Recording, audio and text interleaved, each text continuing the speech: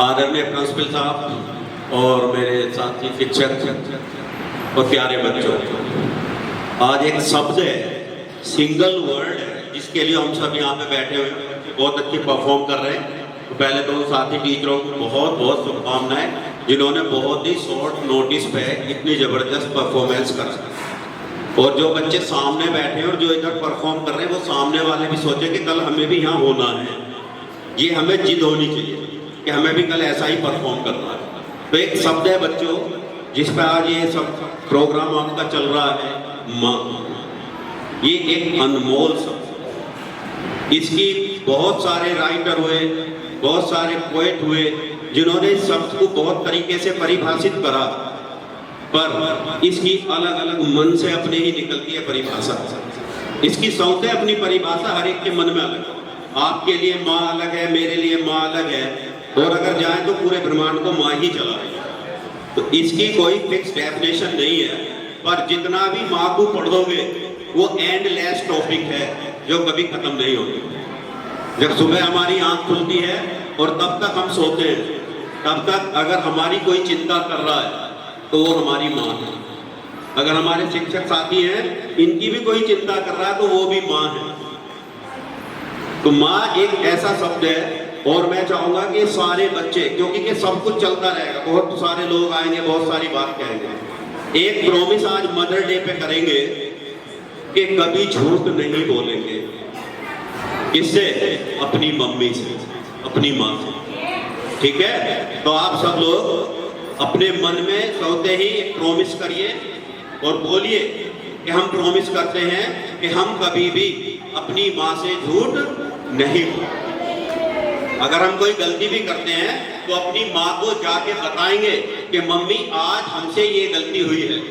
चाहे हमसे पढ़ाई में गलती हुई है, हमसे स्कूल में गलती हुई है, हमसे कहीं रास्ते में गलती हुई है, पर हम अपनी माँ से कभी कुछ नहीं छुपाएंगे। बच्चों, माँ की हमेशा रेस्पेक्ट करें, क्योंकि कि माँ वो चीज़ है, आपको मालूम नहीं, आप अभी छोटे हो, पर ये टीचर सब समझते हैं इस चीज़ को कि अगर हम घर पे पहुँचे और मम्मी खाना खाने के लिए बैठी है और घर में और खाना नहीं है बना हुआ, तो पता वो माँ क्या करती है? माँ कहती है बेटे तू खा ले, मैं खाती हूँ।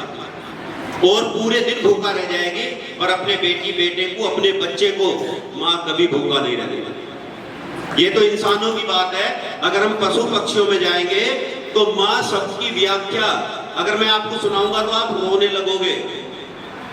कुछ जीव ऐसे होते हैं कि जब उनके बच्चे पैदा होते हैं तो उनके पास में बच्चों के पोषण के लिए दूध नहीं होता।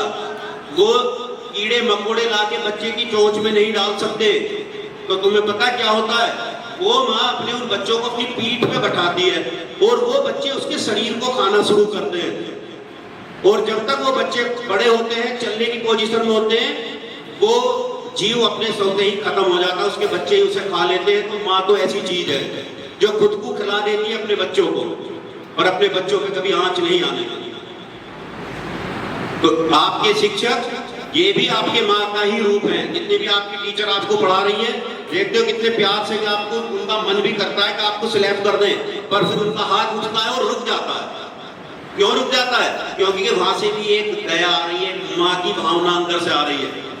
अभी भी मैं देख रहा था, एक मैम को एक बच्चा बार बार बोल रहा था, तो उसे चुप करने के लिए बहुत तेजी से आई, और जैसे ही स्लैप आया वो आशीर्वाद के रूप में आ गया। तो उन्होंने वो हाथ सिर पर रख दिया उसके। तो मैं सोच रहा था कि वाकई में ये एक शब्द ऐसा है जो अनमोल है। ठीक है? तो आज के बाद में सबको ये चीज ध्यान रखनी है कि मम्मी, उसके भी, अपनी दादी के भी जाके आप लोगों को आज पैर छू रहे हैं। माँ की और दादी की ब्लेसिंग आपको मिलेगी, तो आप समझ लेना कि लॉन्ग टर्म में आप बहुत अच्छे कामयाब बच्चे बनोगे। ठीक है? चलिए, thank you very much. Thank you sir, thank you.